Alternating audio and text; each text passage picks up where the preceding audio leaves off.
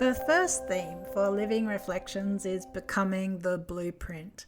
Sometimes in life we feel broken or left behind, but in truth, we are becoming. Every roadblock, every moment where it all feels lost, it's not the end. It's the beginning of growth, of building strength. We just don't bounce back. That version of ourselves no longer exists. We actually bounce forward. Transformation is not about easing the past. It's about integrating it into who we are becoming. On this theme, we'll hear from founders and leaders who've lived this truth. Joanna Zhang on rebuilding her life from the inside out, from breakdowns to breakthroughs, survival to soul alignment.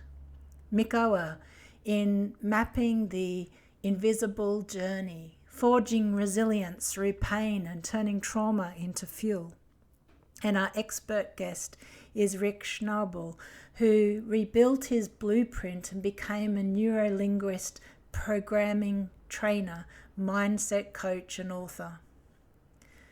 But before we dive in, I want to offer you a moment, a breath, a space to reflect. Because this theme, becoming the blueprint, isn't just about my guests. It's about you. It's about all of us. So I invite you to close your eyes, if it's safe to do so. Imagine yourself standing on a mountain ridge. The air is crisp, the sky is wide, and below you, the valley stretches out like a map of your life. Moments of pain, joy, silence, and becoming. Do you see the paths you've walked? The ones you've avoided? The one you carved with your own hands? Now ask yourself,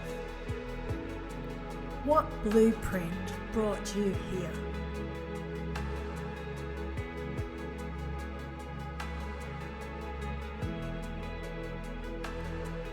Where did I rebuild after the breaking?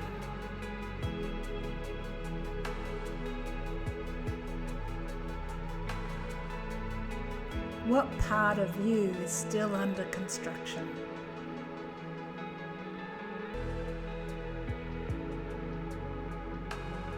And if I can lay down one stone today, what would it be made of? Grief? Grace? Grit? Or something else entirely?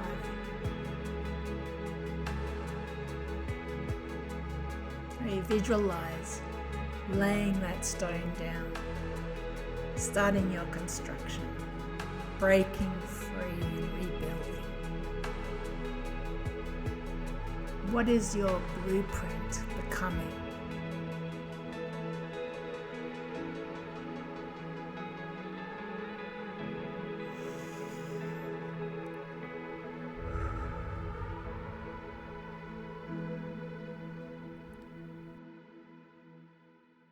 I've forged many paths.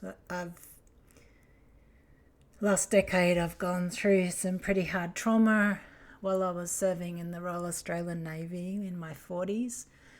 And I got to losing everything. I lost the career I loved. I lost my physical health. I lost my mental health. I was diagnosed with all sorts of disorders, including complex PTSD. I struggled to get out of bed in the morning. I felt suicidal most days. And I had to completely rebuild my life from the ground up, from nothing left. My valley had all dried up, no lush green fields were around. I just had this ruined landscape, or at least that's how it felt. I struggled to carry on. And I avoided those painful paths. I took riskier ones actually instead. Paths that felt like escape, but it wasn't healing. I was running. I was running away from the root cause that started all this. But when I finally began to accept my circumstances, when I stopped trying to return to the life that I no longer existed in, that's when the blueprint became to take shape. Maybe you're standing in your own valley right now. And here are 3 things I wish I knew before I began my journey. 1, your emotions aren't your identity. When those deep, heavy feelings come, that grief and rage and shame, they're not saying this is who you are. They're saying, I'm here. I'm here. I need to be dealt with. I'm here. You don't have to numb them. You just have to meet them. The second thing is, what stays hidden becomes dangerous. I used to keep everything locked inside me, but silence doesn't protect, it detonates. I spent some pretty long, lonely nights numbing my emotions with alcohol, whispering to myself that I can't do this anymore. How am I going to get up and do this all again tomorrow? And I didn't want to repeat that every single day. And my life was spiraling out of control, and I wasn't letting anyone in until I did. And I shared what was happening with someone I trusted, and that saved me. And the third thing is, love yourself as you are. It took my trauma in my 40s to teach me to self-care. I've been caring for everybody else all my life and not really taking time to care for me, to nurture my inner self. And eventually I just burn out. But I needed to turn up for me too, and to love me as who I am. Don't wait until you're healed or when things seem perfect, but love yourself now in that hard space. Because loving myself gave me permission to do what was best for me, and that's when healing began.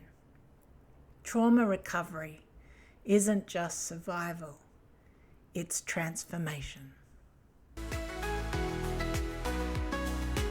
This is Dr. Mel Baker, and this has been your voice note from the soul.